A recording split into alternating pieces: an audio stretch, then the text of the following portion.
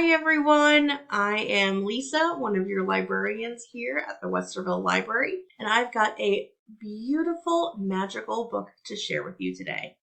It's called Willa of the Wood, written by Robert Beatty, the author of Seraphina and the Black Cloak, and I am just going to read you a little bit of the book. Willa stopped at the edge of the forest and blended her skin into the surrounding textures of green. Tendrils of leaves wrapped around her. She became all but invisible.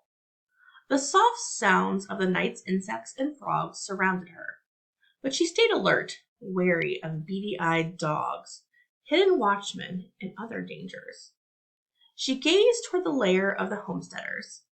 They had been built with the cut-up carcasses of murdered trees and nailed one to the other in long slabs. The bodies of the dead trees made up flat walls with their square corners, unlike anything in the forest. "Just get what you came for, Willa," she told herself. The lair had a high slanted roof, a large rail porch that came around the front, and a chimney made of jagged rock the homesteaders had broken from the bones of the river. She saw no oil lamps or candlelight in the windows, but she knew from the thin line of gray smoke drifting from the chimney that the homesteaders, who she sometimes called day folk because they retreated into their lairs when the sun went down, were probably sleeping in their long, flat, pillowed beds. She knew from experience that the homesteaders in this area locked the doors of their lairs at night, so she had to be clever. Through an open window? Down the chimney? She studied the lair for a long time, looking for a way in. And then she saw it. In the lower part of the front door, the owner of the lair had fashioned a smaller door for his white-fanged companion to come and go. That was his mistake. Her heart began to pound, for her body knew the time had come, and the leaves withdrew from around her. She emerged from the cover of the forest and quickly darted across the open area that surrounded the lair. She hated open areas. Her legs felt strange and uneven as she ran across the unnaturally flat ground. She dashed up the steps of the wooden porch. She slipped down to her hands and knees and pushed through the little door and crawled into the darkened lair to begin the night's take. So that is a little bit of the book towards the beginning. This book is beautifully written. It's one of the best written books I've read in a very long time. The story itself is magical and heart-wrenching, but also very important. It stars Willa, a young night spirit of a group of creatures called Farron, and she is the best thief of her clan.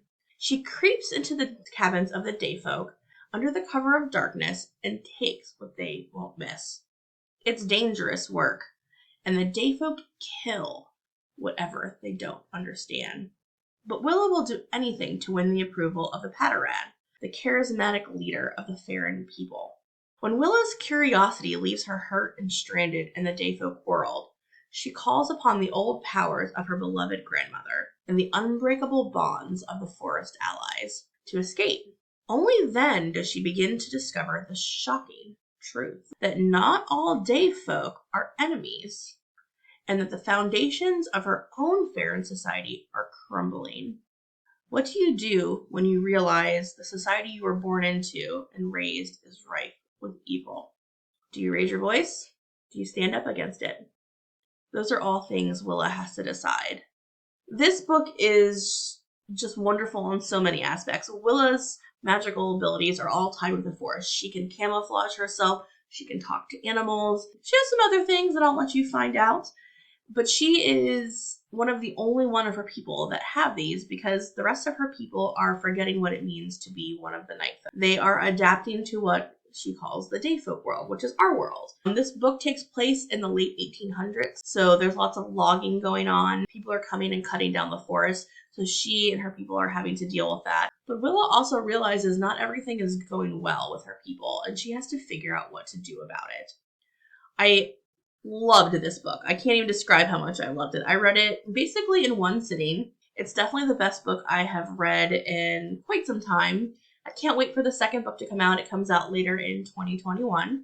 You can check out Willa of the Wood with your Westerville Library card as an ebook, an e-audiobook, or a physical copy. Thanks for watching and happy reading. Bye.